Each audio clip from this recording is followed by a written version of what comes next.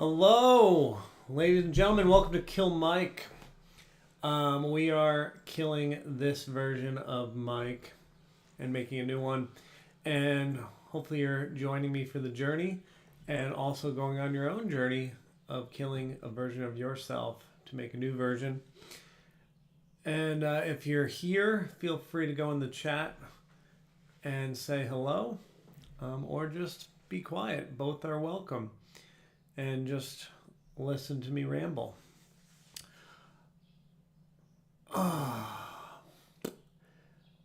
So I've been semi-retired, not working, and there's been a lot of me making myself wrong for not working and producing. I think I grew up with a lot of result driven, get things done. Definitely grew up in a family where I think value was created by the honor of going to a job, producing an income, providing for your family. So not providing, I made that really wrong to not be doing anything. And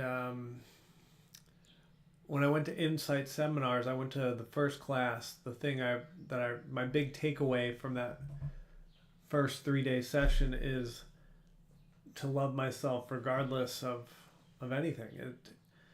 It's kind of silly to not love yourself simply because you're not providing. And worth doesn't have to be established by income or net worth or general what value you're providing to society.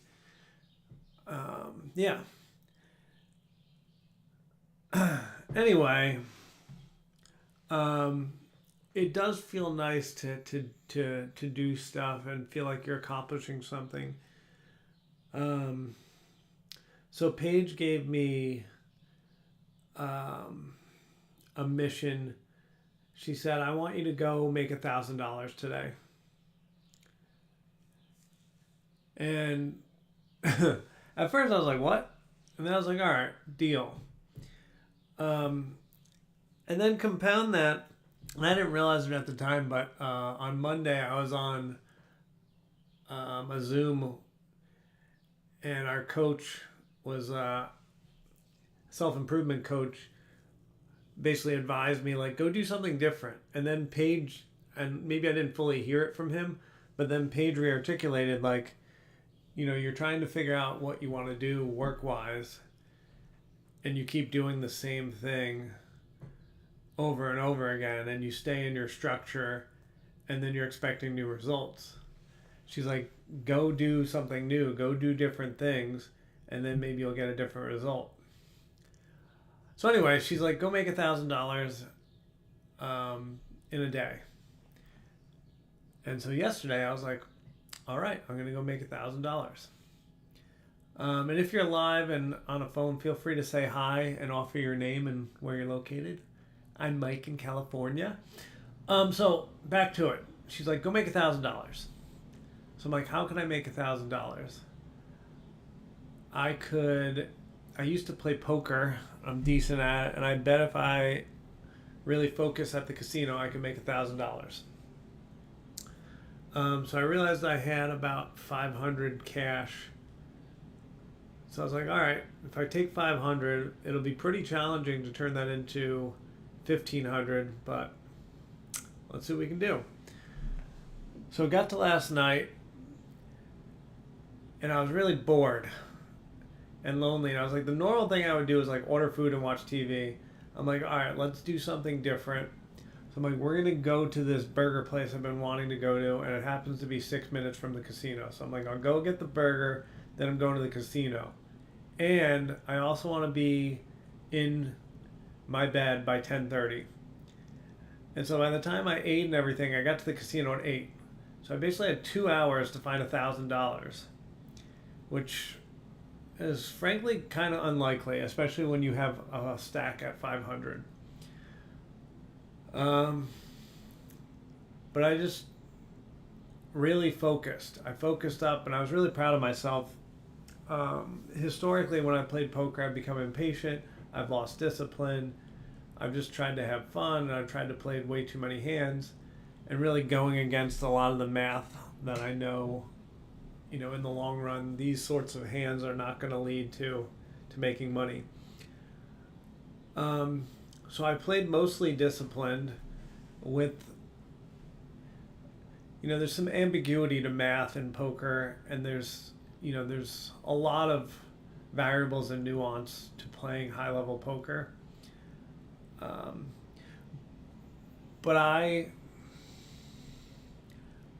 was really present and really focused on what was happening at the table, and started realizing, what folks I wanted to play against, what folks were doing, what tells they were providing. I realized what kind of starting hands people were playing with, what people were staying in with, what stacks were okay with, investing money with the hope of making money down the road, meaning they're staying in hands that they probably shouldn't, with implied odds, assuming that they're going to make more on the back end, or just like playing around and seeing if they hit their cards, even though it might not make full sense. And then other people, how they were viewing me at the table and how I could use that against them. And then also just myself kind of pushing, a lot of pushing. Was making a lot of aggressive bets to see how people would respond. And it was working pretty well. Anyway, end result, I ended up a little over $1,200 ahead after 2 hours and cashed out. And then came home to show Paige that I met her challenge. I made $1,200 when she asked for a day of making $1,000. So she asked me to do something different, which was something I haven't done. I haven't played poker in a number of years. I can't remember the last time I played poker. But it reminded me that I like playing poker. It can be fun. Also got me like really present to the task at hand. Like I really didn't want to let her down. I didn't want to let myself down. I really wanted to win. I didn't want to have anything show up that had in the past of lack of discipline, making bad decisions, pushing hands further than they're meant to go, folding when I need to, and just being smart and not trying to bluff where it ends up getting me in trouble. And it was really beautiful. I even won, which is kind of sick, I think like a $300 or $400 pot with ace high. Just totally, you could call it lucky, but I kind of had not a full inkling, not 100%, but I had an inkling that I could win with ace high, and I was right and made some good money on that hand. But yeah, I was looking really strong, and it's nice to get a W. What else? All right, so my back is still hurting, so we're trying to rehab that.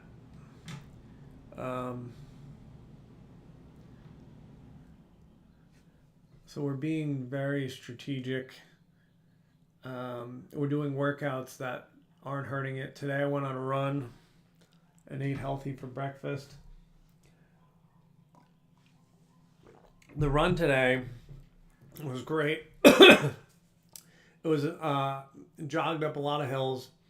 Then the hills are brutal by me. And then we did a 30-second on, 30-second off for 10 sets. So 30 seconds as fast as you can go, 30 seconds just keeping the slowest jog imaginable, and then 30 seconds back on. So did that routine.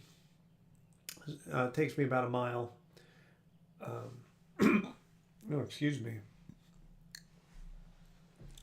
But anyway, it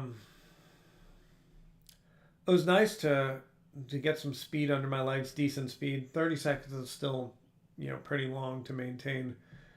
So I'm probably kicking that at, I don't know, 7.5 minute mile pace, I'm guessing. But nice to just open up the stride a little bit, and didn't appear to feel any back pain, so that was nice. And then got some more jogging in, so we probably, jogged over 2 miles with some intervals in it. Got some walking in. Yeah, we're at 7,000 steps for the day, so that's a decent start. But yeah, no back pain. Then later today, we're going to do some yoga body, which is just 15 minutes of stretching, which will hopefully continue to open up my hips, which is the reason for my low back pain, is tight hips. Yeah. So we're dialed in for some recovery. And hopefully as this loosens up, the back pain will go away, and I'll be able to start dialing up some harder workouts without worrying. Because I definitely feel the tightness in my hamstrings, my quads, my hips. So it really makes it very easy to get injured when everything's feeling that tight. So we're trying to get everything to relax. Once everything relaxes and loosens up, then we can party again.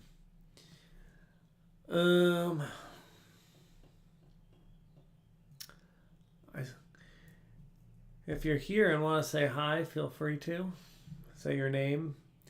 And if you want, and you don't have to, you can just be here and be quiet. Let me know what you're working on for yourself.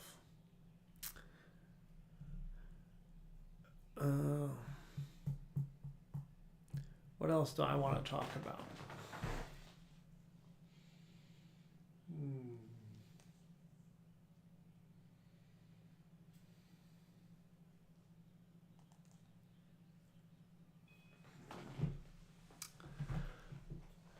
Yeah, I'm feeling like I want to get back in the poker room. I want to be cognizant that, like, I may not be able to win every time. Poker still, it's a math thing, but sometimes the day's not your day, so I may go and have a bad result, but I'd like to go and generate some more income if I can do that consistently. I know I'm not an amazing player. I think I'm a good player. So I just want to make sure I try to avoid who I think or perceive as good players. And really just focus my attention on folks that I think are making bad decisions or playing at a level that I can detect as being worse or having some flaws in their game that I can expose or take advantage of. So yeah, that's what I'm thinking about. I'd like to see if I can generate some more money. Be cool to like pay rent. But yeah. We're gonna make sure we get the stretching in, and we will see everybody mañana. All right.